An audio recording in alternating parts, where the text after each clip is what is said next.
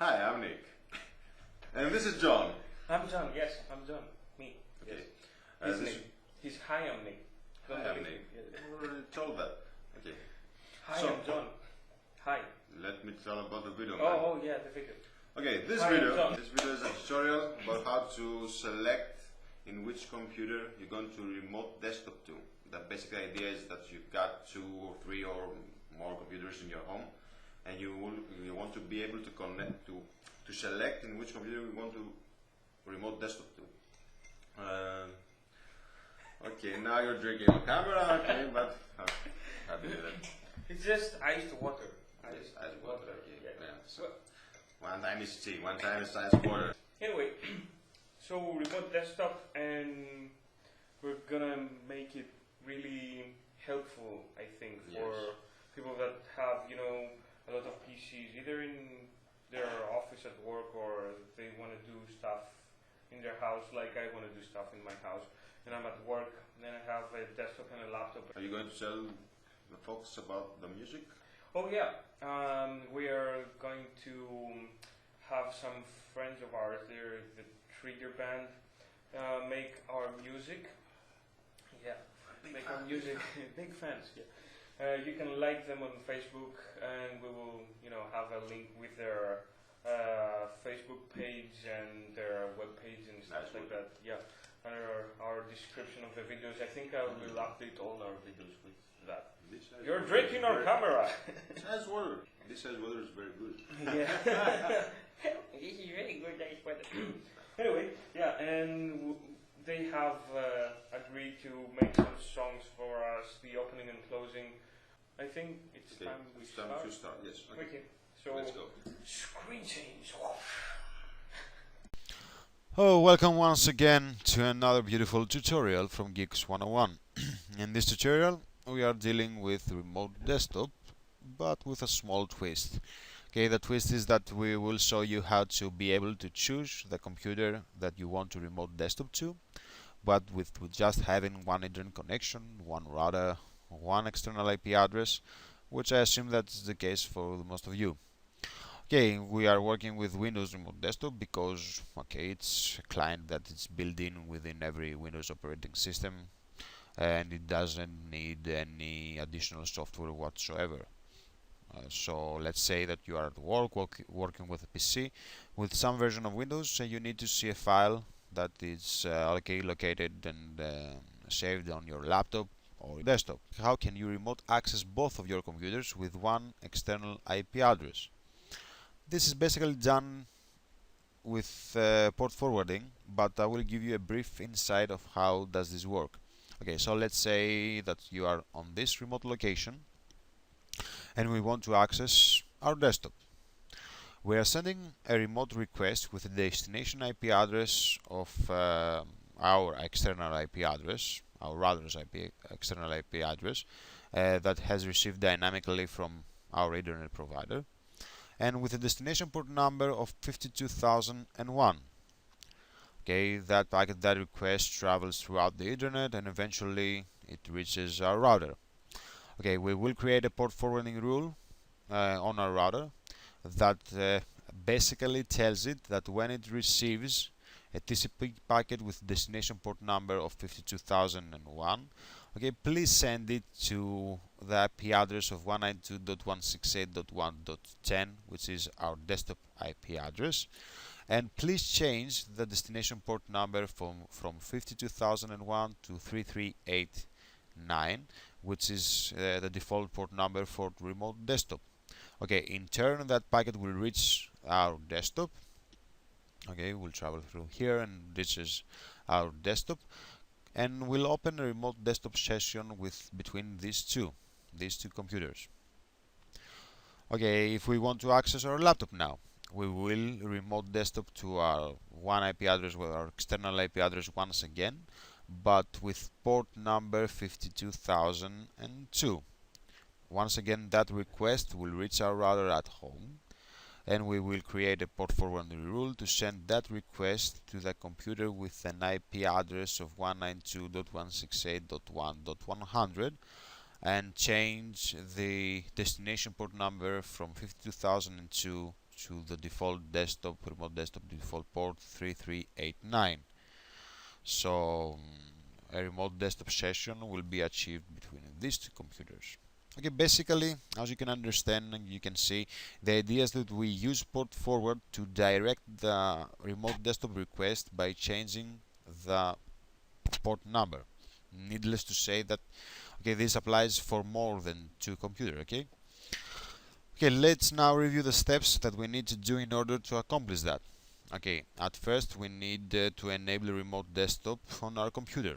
Okay, how weird is that? The second step is to assign the static IP addresses on our computers. And the third step is to create the port forwarding rules on our router. Okay, we will use the Thomson TG585 version 8 router. But if you have a different one, okay, don't give up, don't close this window. We have a whole video series for port forwarding, which we ingenious named it Port Forwarding 101.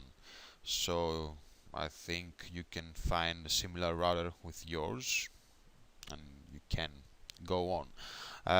You can find the links for the videos on the description, in the description of the video. Okay, in the first step we will show how to relate your dynamic external IP address to a dynamic DNS domain, because okay, you can always know what your external IP address is because okay, it's dynamically assigned by the ISP, so okay, it can be changed whatever your router disconnects from some reason from the internet. We may do this last step on a different video if we run out of time. Okay, we will see about that. Okay, so let's get down and dirty with it.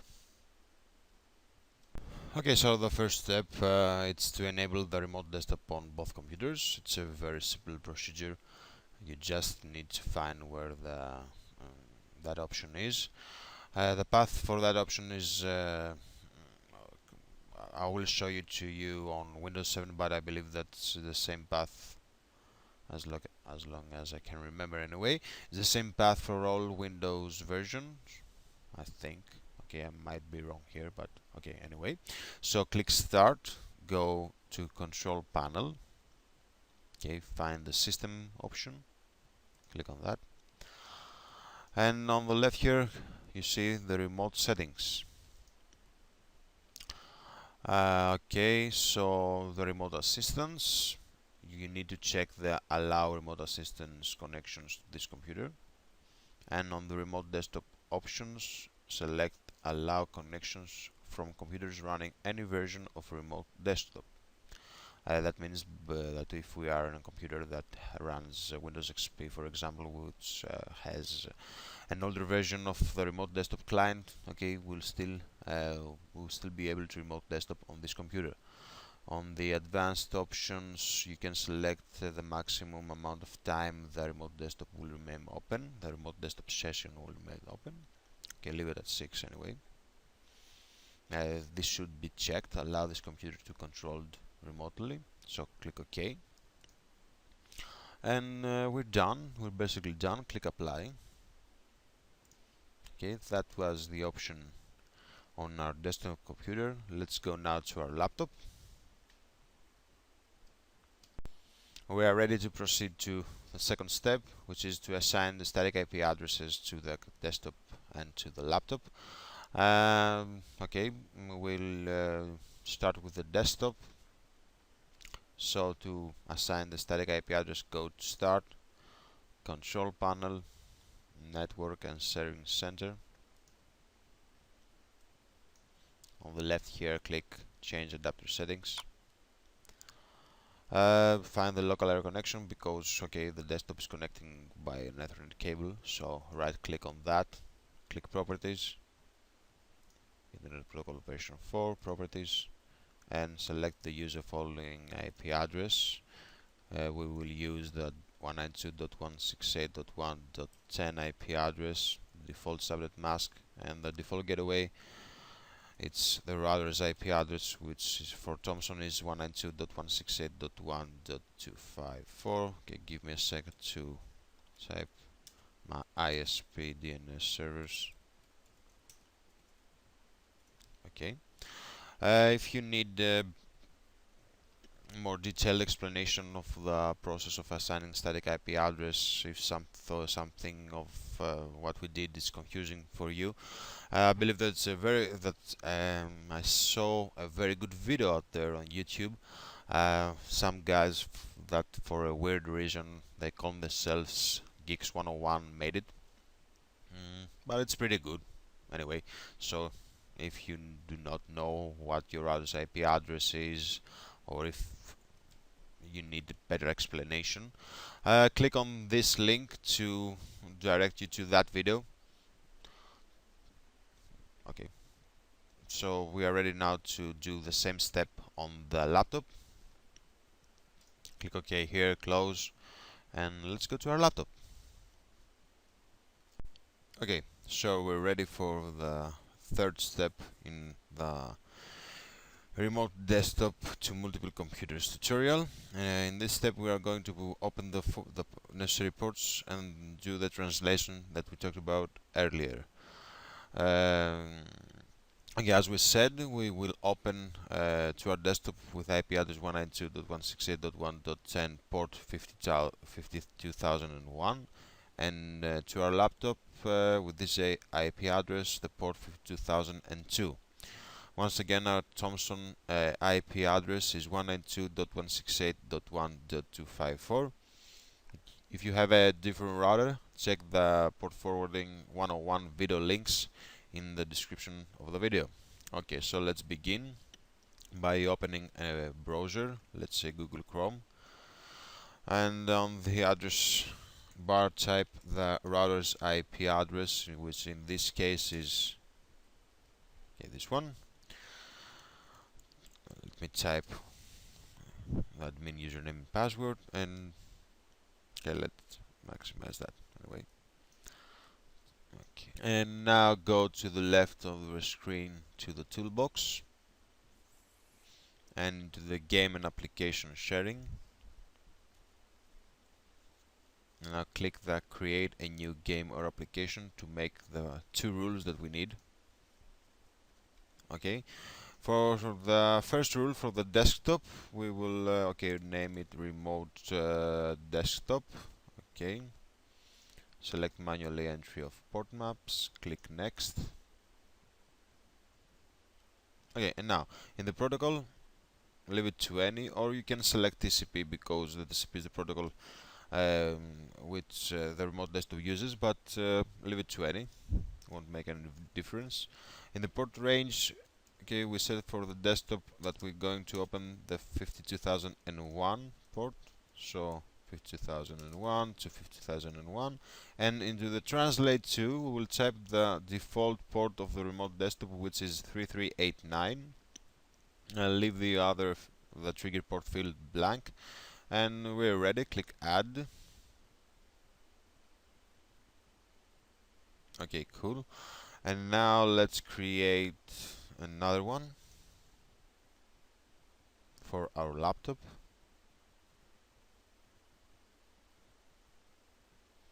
Okay, in the name now we'll type remote laptop, manual entry, next.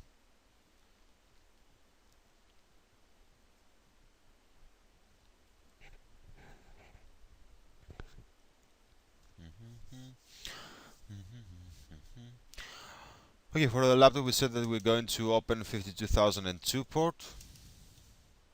Okay, so type 50002 to 50002. Once again translate to 3389. Leave the trigger port blank, click add.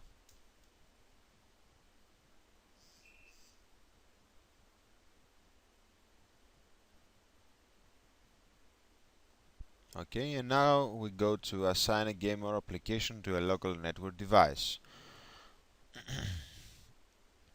Okay, in the game or application, select, okay, let's do first the remote desktop. And my desktop is the Entoy PC, but you can click user define and just type the IP of the desktop. But okay, let's leave it to Entoy PC because we know that this is the desktop. I know it, and you know it too now. And okay, click add. So we see that okay, for the remote desktop we have assigned the remote desktop rule to the desktop PC, and let's assign the remote laptop rule to our laptop. Okay, and click add. Okay, so now you see that we have the two rules, the remote desktop rule and the remote laptop rule, assigned to our devices in our LAN, our desktop PC and our laptop PC. So we are done from the router's perspective. So we now can proceed to our last step, which is the dynamic DNS setup. But at this point, you need to know that if you know the IP address of your router, the external IP address, I mean, you can use that to open the remote desktop sessions anyway. The only thing that the dynamic DNS offers you, it's a quick and a smart way to know your IP address if you have a dynamic IP address assigned by your ISP. Okay, so let's try it first if this thing works. Okay, so we're the final step for this tutorial, which is about dynamic domain name system, the DNS feature. This feature what basically does is to enables you to create a domain name for your host, for your computer, and assign that domain name to your router's external IP address, which is a very useful thing because especially if you have a dynamic IP address assigned by your ISP, because you do not need to know and you can't know your router's external IP address all the time, but you can know a domain name. You can remember the domain name. There are some free dynamic DNS service sites. The most common and known of them are the noip.com, the din.com, and the dtdns.com, and the dnsdynamic.org. Most of them are free, I believe, the last time I checked anyway. But for this example, we will use the first one, the noip.com. So let's go to that URL.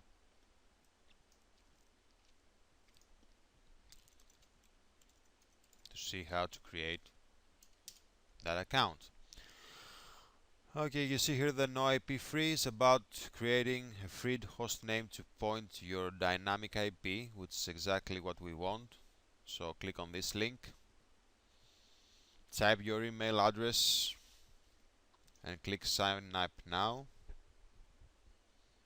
Okay, fill in this information, first name, last name, email, select a username and a password. Check the I agree that I will only create one free no IP account option and click I accept create my account. Then an email will be sent to your inbox, to your email. Go to that email and click on the confirmation link, which is going to redirect you to the noip.com site once again for your account to be active. I have already done that to save some time, so I will go directly to login, type my username and my password and click login. Okay, now you see the NoIP portal. What we need to do right now is to create a host, to add a host. So go to host/redirects and then to add a host. Again, the host name, just type a name that you prefer for your domain.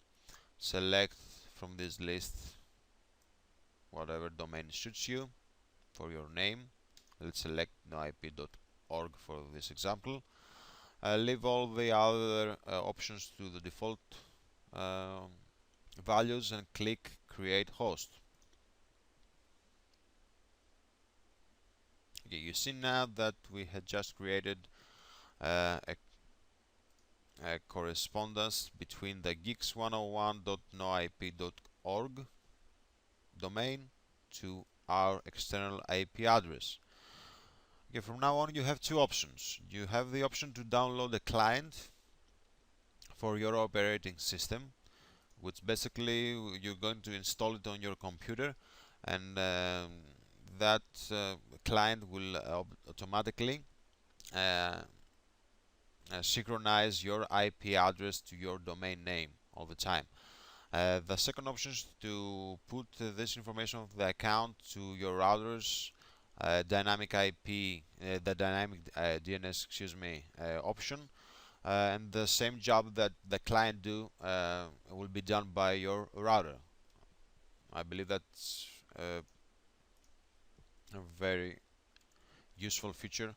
It's if your routers support that kind of feature, you better do that on your router. Okay. So once again, let's go and access our router's interface. I'll be showing you that on the Thomson gateway, but the fields are very similar to all of the routers. Okay, go to the toolbox and you see here that option, the dynamic DNS, which is what we want. So we click on that and we click on configure to configure it. In the username field, just type the username that you previously selected for the noip.com account and your password. On the service, select the noip from the drop down list, and the host name, select the host name that you have created right here. You see the geeks101.noip.org. Okay, and click apply. You see here a message about update successful. That means that this information is correct, and now our IP address, our domain name points to our IP address. To test that, very simple ways to open a command prompt is just ping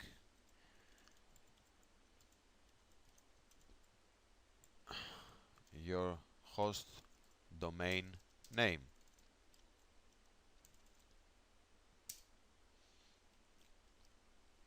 And you see that the ping was successful, and this first line, you see that basically when you pinging geeks101.noip.org, you pinging this IP, which means that the DNS feature is active and operating very successful anyway.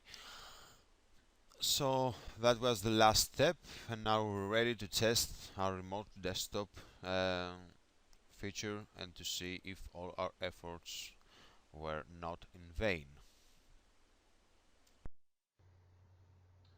So here we are in our office, in the Geeks 101 offices.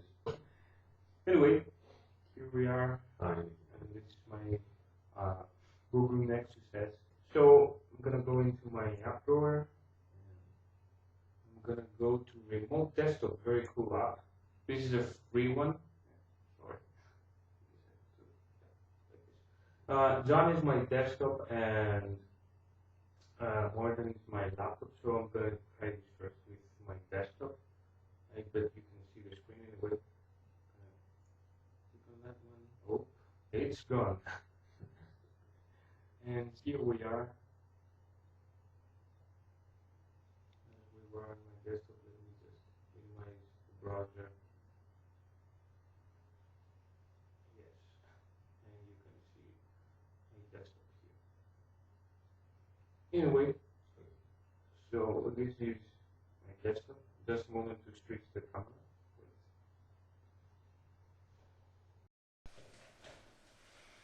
Okay, so here we are again. Let me just, okay, total adjusted, that's good. And this is my laptop, more than blah blah. You can see the difference in the ports, 52,001, and the laptop is 52,002. Anyway, I'm gonna click on that one, and oh yeah. Wow. I am a great magician.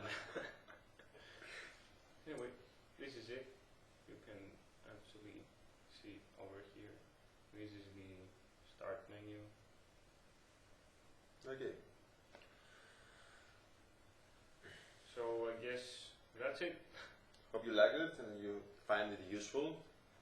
I believe it's a useful feature if you are in your work and you have forgotten an important file and you just remember that it's not in your desktop, it's in your laptop. It's cool to be able to connect in whichever computer you want.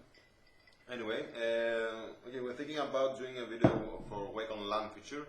If you fancy something like that, you can respond. You can do a response to our videos or comment to our videos or a video response. We would love to meet some of you guys. thank you for watching. Bye bye. Bye bye.